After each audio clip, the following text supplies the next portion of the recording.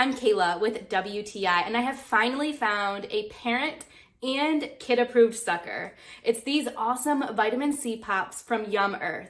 These things are so delicious. I love that they come in 8 different flavors, so whether you like strawberry or watermelon or mango or peach or whatever it may be, there is a sucker in here for you.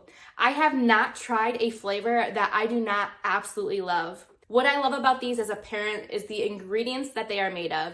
These little delicious things are made of very simple ingredients, but pack a very flavorful punch. They are free from artificial dyes, and they are actually dyed with different types of fruits and vegetables, which I think is just awesome. My son loves them, my husband loves them, I love them. Literally all of us in our entire family just think these are absolutely delicious.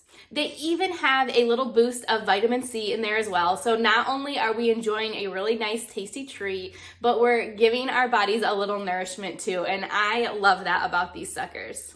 I think all of us have wanted to try all of the flavors. My personal favorite might be the raspberry, maybe even the strawberry. I don't know, I really can't decide. All of the flavors in this package taste amazing. So if you're looking for a sweet and nutritious treat, I would definitely check out these YumEarth vitamin C pops. And that's just my point of view.